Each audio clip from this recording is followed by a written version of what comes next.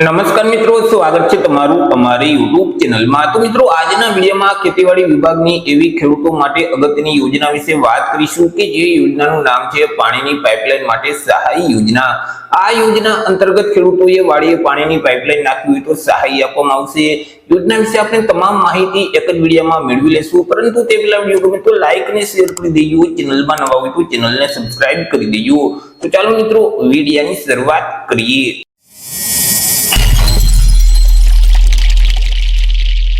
તો સૌથી પહેલા તો મિત્રો આપણે વાત કરી લઈએ આજે પાણીની પાઇપલાઇન માટે સહાય આપતી યોજના છે તે યોજનાનો મુખ્ય હેતુ શું છે। તો કે મિત્રો, ખેડૂતોના ખેતરમાં ઊભો પાક છે તે પાકને પિયત માટે બોર કે જે કૂવાનું પાણી છે તે પાક સુધી પહોંચાડવા માટે એક પાઇપલાઇનની જરૂરિયાત પડતી હોય છે। જેથી કરી ખેડૂતોને પિયત માટે અંડરગ્રાઉન્ડ પાણીની પાઇપલાઇન જો નાખવી હોય, તેમની ખરીદી કરવી હોય તો જે ખેતીવાડી વિભાગ છે તેના દ્વારા આ પાણીની પાઇપલાઇન માટે સહાય આપતી યોજના અમલમાં મૂકવામાં આવેલી છે કે જે યોજના અંતર્ગત ખેડૂતોને સહાય આપવામાં આવી છે। મિત્રો, યોજનાનું અમલીકરણ છે તે ગુજરાત સરકારનું જે ખેતીવાડી વિભાગ છે તેના દ્વારા કરવામાં આવે છે। જેથી કરી સ્વાભાવિક છે કે આ યોજનાનો લાભ છે તે રાજ્યના કોઈ પણ વર્ગના ખેડૂત ખાતેદારોને મળવા પાત્ર થશે। પછી તે SC category, ST category, OBC, EWS કે જનરલ એટલે કે સામાન્ય કોઈ પણ વર્ગના ખેડૂત ખાતેદાર આ યોજનાનો લાભ છે તે મેળવી શકે છે। સહાય વિશે વાત કરીએ કે સહાય કેટલી અને કેવી રીતે આપવામાં આવે છે, તો કે આ યોજના અંતર્ગત અનુસૂચિત જાતિ અને અનુસૂચિત જનજાતિના જે ખેડૂતો છે એટલે કે એસસી અને એસટી કેટેગરીના જે ખેડૂતો છે તે ખેડૂતોએ વાડીએ જે પાણીની પાઇપલાઇન નાખેલ છે અને તેમની પાછળ જે કુલ ખર્ચ થયેલ છે તે કુલ ખર્ચના 75% લેખે સહાય આપવામાં આવશે, અથવા તો વધુમાં વધુ રૂપિયા 22,500 ની મર્યાદામાં સહાય આપવામાં આવે છે। બે રકમમાંથી જે રકમ ઓછી હશે એટલી ખેડૂતોને સહાય છે તે મળવાપાત્ર થશે। એસસી અને એસટી કેટેગરી સિવાય બાકી જે તમામ ખેડૂતો છે ઓબીસી, ઈડબ્લ્યુએસ કે જનરલ તે ખેડૂતોએ જે વાડીએ પાણીની પાઇપલાઇન નાખેલ છે તેની પાછળ જે કુલ ખર્ચ થયેલ છે તે કુલ ખર્ચના 50% લેખે સહાય આપવામાં આવે છે, અથવા તો વધુમાં વધુ રૂપિયા 15,000 ની મર્યાદામાં સહાય મળવા પાત્ર થશે।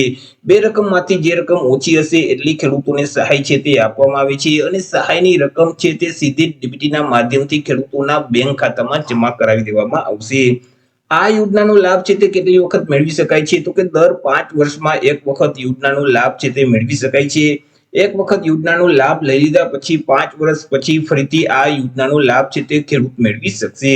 મિત્રો, અહીં ખેડૂતોએ પાણીની પાઇપલાઇનની ખરીદી છે તે ક્યાંથી કરવાની રહેશે, તો કે અહીં જે કૃષિ ખાતા દ્વારા વખતો વખત જાહેર કરેલ પ્રાઇસ ડિસ્કવરીના હેતુ માટે તૈયાર કરેલ પેનલ છે અને તેમાં જે ઉત્પાદકના અધિકૃત વિક્રેતાઓ છે તેમની પાસેથી જ ખેડૂતોએ પાણીની પાઇપલાઇનની ખરીદી કરવાની રહેશે।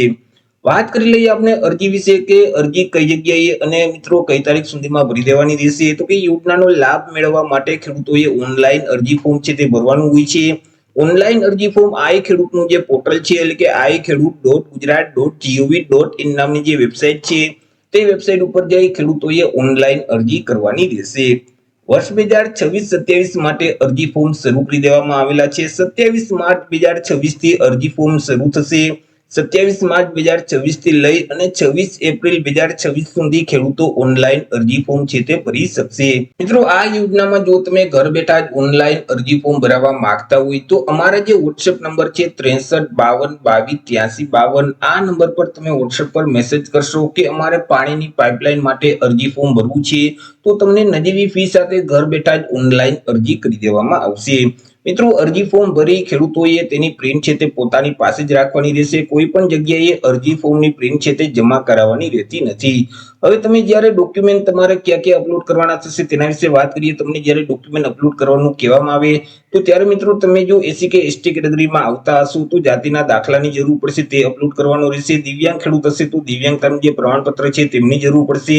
રેશન કાર્ડની નકલ છે, આધાર કાર્ડની નકલ છે, ગામ નંબર 7/12/8 અને ઉતારાની નકલ છે, બેંક પાસબુકના પ્રથમ પાનાની નકલ અથવા તો રદ કરેલ ચેક છે। જો સંયુક્ત ખાતેદાર હોય તો તેવા કિસ્સામાં અન્ય ખેડૂતનું જે સંમતિ પત્રક છે અને તમે જે પાણીની પાઇપલાઇન નાખેલ છે તેમની જે ખરીદી કરેલ છે તેમના તમામ જીએસટી નંબર વાળા ઓરિજિનલ બિલ પણ તમારે અપલોડ કરવાના રહેશે. તો તમને જ્યારે મિત્રો ડોક્યુમેન્ટ અપલોડ કરવાનું કહેવામાં આવે ત્યારે તમારે આ ખેડૂતના પોર્ટલ ઉપર આટલા ડોક્યુમેન્ટ અપલોડ કરી દેવાના રહેશે. તો આવી રીતે મિત્રો ખેડૂતો માટે અગત્યની યોજના કહી શકાય પાણીની પાઇપલાઇન માટે સહાય આપતી યોજના, કે જે યોજના અંતર્ગત ખેડૂતોએ વાડીએ પાણીની પાઇપલાઇન નાખવી હોય તો સહાય આપવામાં આવશે. તો આશા રાખું છું વિડીયો પસંદ પડ્યો હશે. વિડીયો પસંદ પડ્યો તો લાઈક અને શેર કરી દેજો. ચેનલમાં નવા હોય તો ચેનલને સબસ્ક્રાઇબ કરી દેજો. ફરી મળીશું એક નવા ટોપિક સાથે એક નવા વિડીયોમાં. ત્યાં સુધી જય હિન્દ, વંદે માતરમ.